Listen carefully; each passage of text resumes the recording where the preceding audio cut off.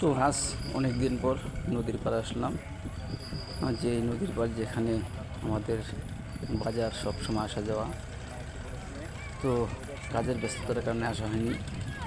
এই দেখছেন আমাদের বাজারের পেছন সাইডটা, পশ্চিম সাইডটা, এখানে পেছনে অনেকটাই জায়গা ছিল সমতল। এই জায়গাটা ভেঙে এখন প্রায় দোকানের কাছাকাছি চলে আসছে, আর এখানে কাজও চলতেছে।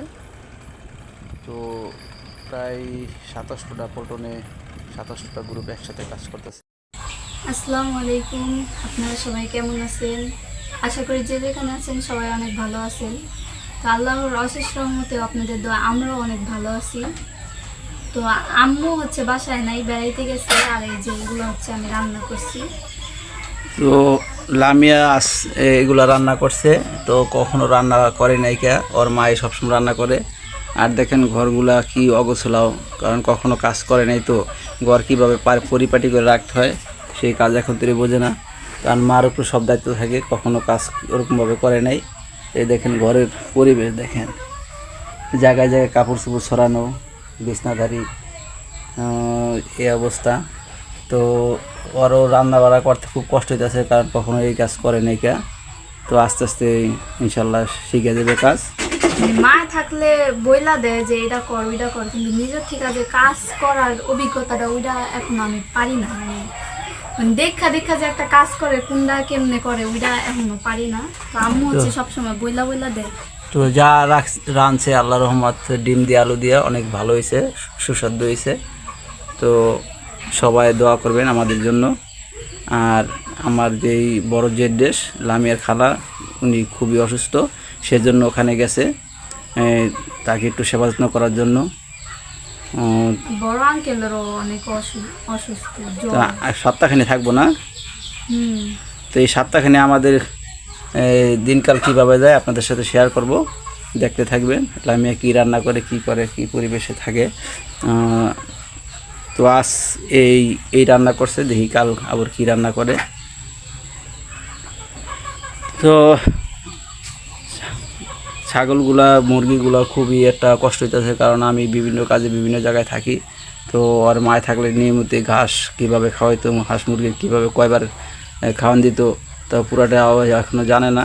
তো আমি মাঝে মাঝে খোঁজ খবর নিই, কী করছো, খাবার কি দিছত নাকি। তো এই অবস্থা। তো দুজনে মোটামুটি কষ্ট হইতেছে, কারণ আমার এদিকে বাইরের কাজেও ফলো রাখতে হয় এবং বাড়িতেও কখন কোনটা কী প্রয়োজন সেটা খেয়াল রাখতে হয়। আর তো আমাদের এই ভিডিও যদি ভালো লাগে অবশ্যই লাইক করবেন, কমেন্ট করবেন, আর আপনাদের কোনো ভালো কোনো অ্যাডভাইজার থাকলে আমাদের জানাবেন। তো আজ আমি পদ্মা নদীর ভাঙনের এরিয়ায় গিয়েছিলাম। তো আজকেও কিছু জায়গা ভেঙেছে এবং কি সেই ভিডিও আপনারা দেখতে পারবেন। তো সবসময় পাশে থাকবেন। তো আজ এই পর্যন্তই, আর কথা বাড়াবো না। সবাই ভালো থাকবেন আর আমাদের জন্য দোয়া করবেন।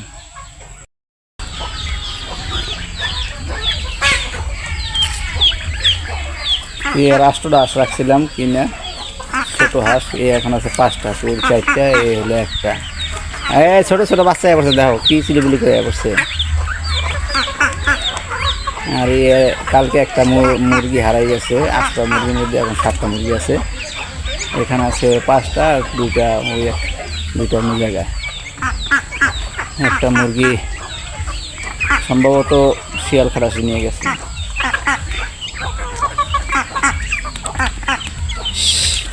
তুই এলে তো আমার মুরগি খাইতে না, যা।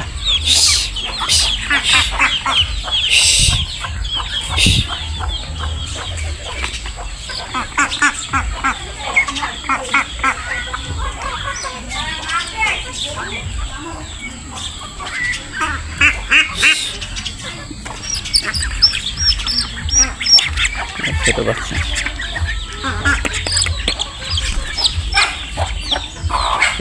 খবর দিতে লেগে গেছে দৌড় করে সি ভাই।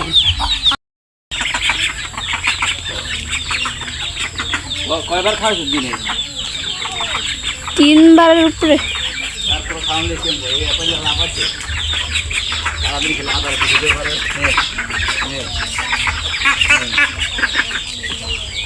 কেমন করতেছ মনে হয় কি দিনে আর খায় নাই কে? 7 দিন ধরে ওকে খাওয়ান দেয় নাকি? ওর দিকে ঘুরে তুই যে আসে পছন্দ খায়।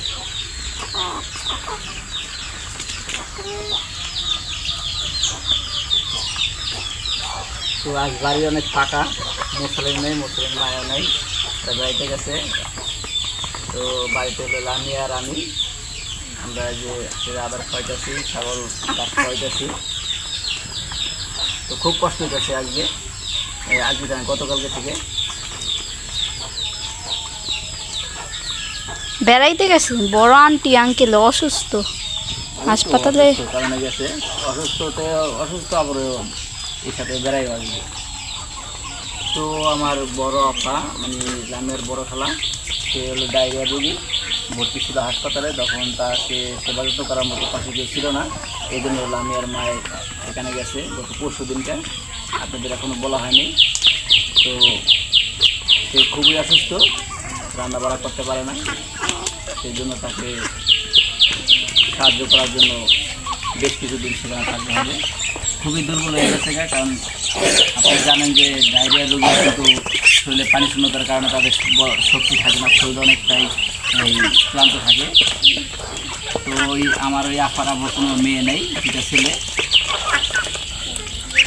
কাগো চিনা সেটা কাগরে এটা তা বলি প্রিয়া, আমি দেখতেছি আঙ্গুটা তুই অঙ্গটা আঙ্গুর আমার এই দেশি আস মনে করছি।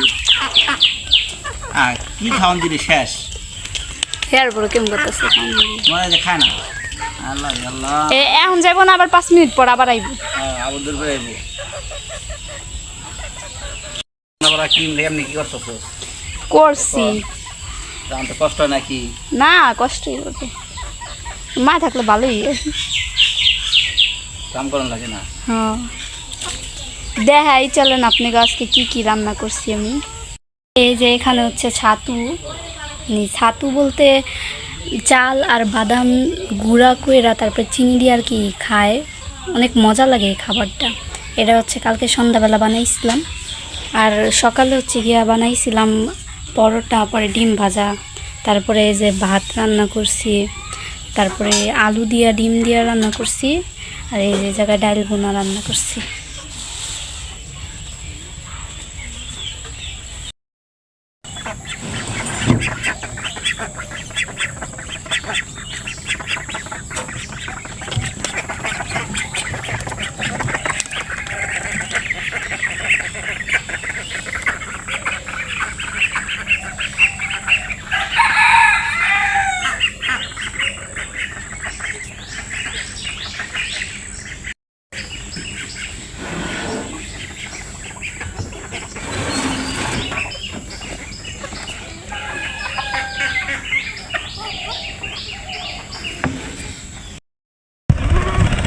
বেশি দূরত্ব নেই, কয় নল 2 নল আছে না?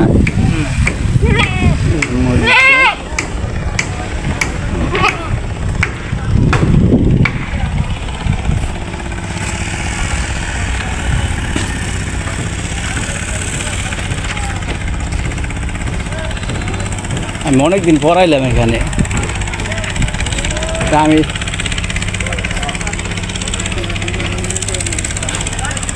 রাখি এখানে কিন্তু ইয়া ছিল, ওয়াল দিয়া ছিল, বসে ওয়াল দিয়ে পড়ে গেছে বা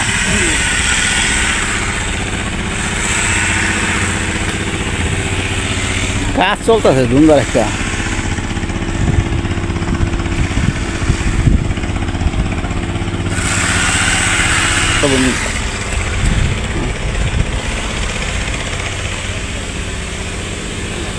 দাম কেমন?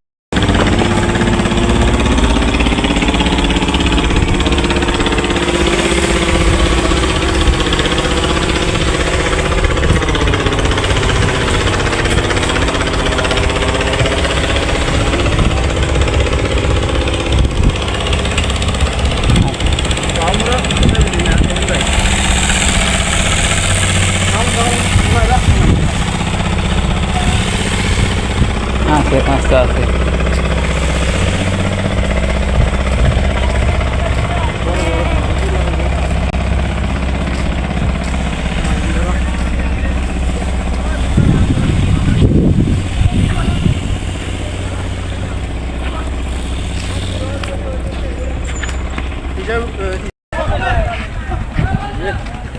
ইয়া ইয়া কিনারে দেও না কই?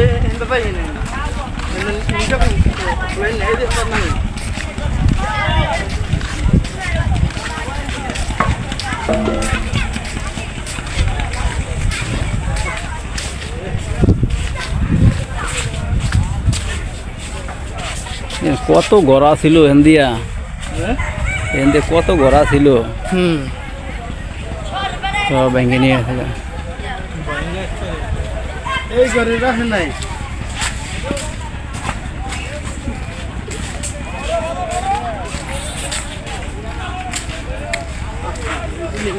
এই বিল্ডিং এ তো করলেন না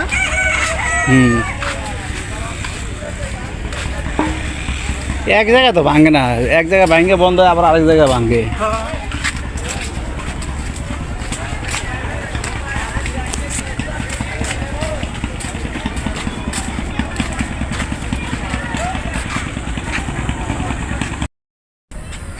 এই যে আমাদের বাজারের মসজিদ, আর এই যে বাজার, আর এই দেখেন নদী, এই যে নদী দেখা যায়। বাজারের কাছেই নদী, পুরা বাজারের মানুষ খুব কষ্টে আছে, তাদের অনেক দিনের ঐতিহ্য, দোকানপাট, ব্যবসা বাণিজ্য। আর এই হচ্ছে কাঁচা বাজার, সকালের বাজার, সারাক্ষণ বেচে কিনা মানে শুধু সকালে, আর কিছুক্ষণ বড় হয়তো বেচে কিনা হইব। এই যে কাঁচা বাজার প্লাস মাছ বাজার। এ মুরগি অসুস্থ নিয়ে যাওয়া না কেমন বেরিয়েছে।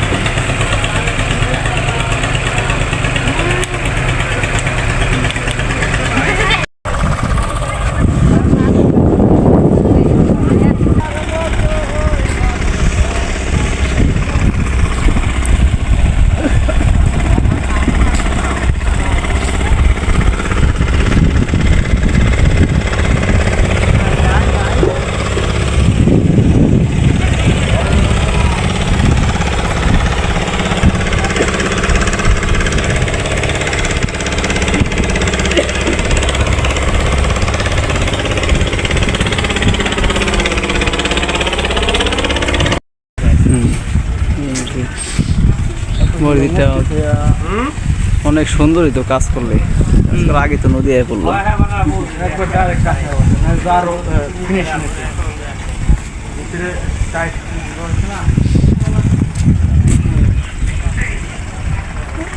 এটা মনে হয় ভালো হইতো, এটা ইটা একটু ভিতরে হইলে মসজিদটা আরো অনেক ভিতরে হইতো।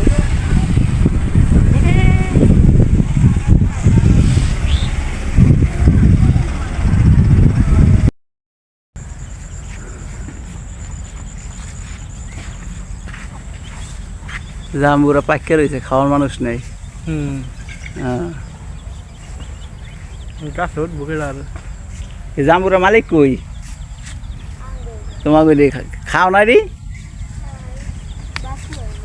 দেখা দিতে পাক্কি আছে গা নেই রুমি। এই জায়গাতে ভাঙছে কেউ দেখে নেই, এই জায়গায় এইভাবে ভেঙে আছে গা রাখি না দেখে না বেশ কিছু জায়গা ভাঙছে। অনেক আগ বান্ধে খাও না, এরকমই বুঝছো, ওই যে এক জায়গাটা ভাঙবো এক জায়গাটা ভাঙবো না, এরকমই। বর্ষাকালে নদীর গতি বোঝা যায় না, নদীর পাতা যাইতে আর মনি।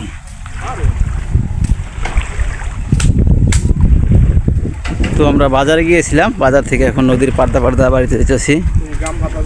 নদীর পরিবেশ দেখতেছি কী অবস্থা, কোন জায়গাটা ভাঙতেছে।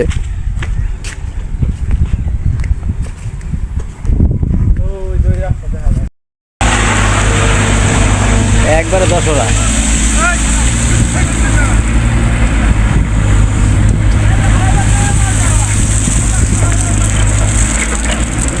ও এই যে আঙ্গুদার লেবার এই যে কাম করতেছে ওই ধারে আরেক এই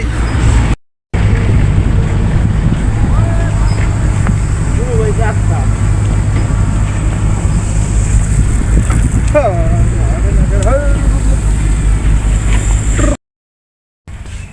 এই জায়গাটা খুব একটা ডেঞ্জারের জায়গা, জানো রাকিব? এই জায়গাটা রাত্রে কখনো একা আসবে না, খুব ভয়ানক একটা জায়গা। একবারে হন্ডেড পরিবেশ।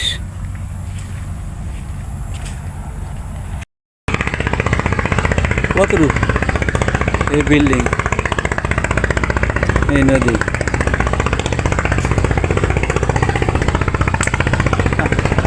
কত টাকা খরচ করে এত স্বপ্নের বাড়ি।